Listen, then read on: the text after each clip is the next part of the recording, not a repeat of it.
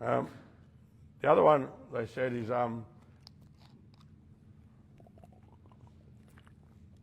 that you're a cult.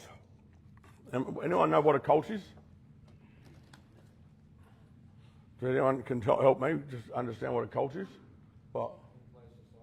An enclosed society. Okay. People don't try to understand. Pardon?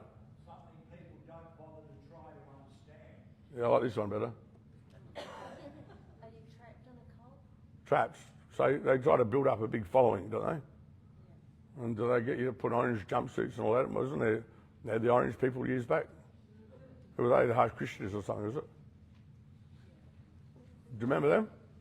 They used to have, when I lived on the streets, they used to have a vegetarian little shop. You go in and get a good feed for $3. So we're a cult. So straight out, I don't want any of you here. And if it was up to me, I'd tell you all to get up out of your seat and bugger off.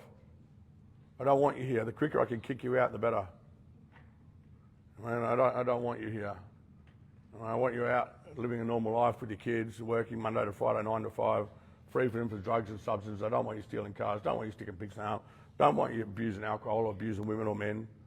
I want you to work for a living. I want you to be off Centrelink. Centrelink was set up by a government for people in short-term needs of crisis, not for you bunch of bludgers to bludge off. There's people in this room who's been Centrelink for 20-odd years. I don't think that's okay. That's my taxpayers' money there. I don't want you here. I just want you to be normal, productive members of society. And so I don't think what I want and that cult word fits. So I don't believe that we are a cult. The reason we tell people to shave their heads, is, again, because the mullet, the top knot, the mohawk, certain haircuts just look absolutely shocking. I personally reckon mullets belong in the ocean, not in the back of a man's head. You might as well have a tattoo on your forehead saying de Blanc. My PA used to have a bloody mullet. Seriously? And then he got the skullet. It goes from the front to the back. And the top knot, oh my God, hang on. Political correctness, I've got to use words. Are you, yeah, I ain't got one. The top knot, seriously? I'm not going to hire no bloke with no top knot. I ain't going to hire no bloke with a tampon stuck to the back of his head. Or a surfboard tampon right from the front to the back. I'm not hiring one of them. For ladies who you're watching on, I'm sorry, but that's how I talk, and I'll trim it up and do it nicely next time. I'd rather have someone with a beanie. That's all right. If you had the muscles in the chest and all that, You might get a shield, but I'm married, so I can be fat, bald, and ugly. But we usually shave the heads again, and we want you to project an image that people perceive that you're normal. It's sad that sometimes we can look at a person and unintentionally we judge a person by the cover. We just look at them because they project an image that I perceive. You got them in a box. First impressions make a big difference. So when you come here, we shave your heads to make sure that you give off a good first impression, and we take away as many little obstacles as we can that would stop you from being accepted into society. But I can't have a rule what's relevant for you because you have the mullet, the top knot, and the mohawk, and you don't. And I can't say for you to cut the hair and not you not, because that's not okay. What's relevant for one person is relevant for everybody. We all live together. That's why we say, hey, shave your heads. And to you ladies, people ask, well, how come you don't have to shave your heads? They also ask, how come that we modify your dress wear?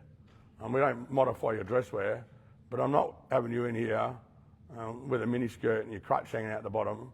I'm not having that here. I've got a bad visual and it's not good. I'm not having you sitting there walking around with tight tops on and your boobs hanging out and your nipples pointing 6 feet in front of you. I'm just not having that, I'm sorry. And a lot of you shillers, you're like high maintenance chicks, man. You get up in the morning, it takes you 2.5 hours to get ready. You slap all this makeup on and you walk out and, are you under there?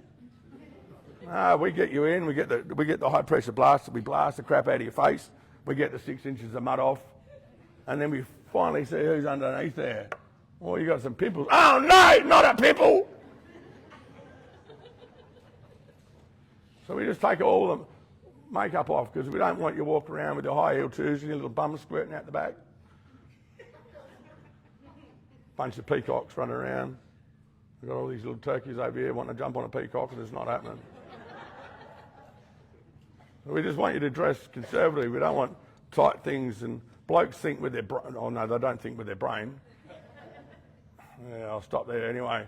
Blokes think one way, and we have a men's and a women's rehab. We want you to exist, but the second these fellas see something tight, they're just. And I don't know how you girls think. I'm not going to go there yet, or ever. But just there's no relationships here. Just wear conservative clothing. Don't put 60 feet of makeup on your face, because we want to actually see who you are. Having so many girls in the house, it's not funny. You know? And so we don't get you as girls to. We just want you to dress in a way you don't chuck temptation in front of these chickens over here and turn them into roosters. Get it?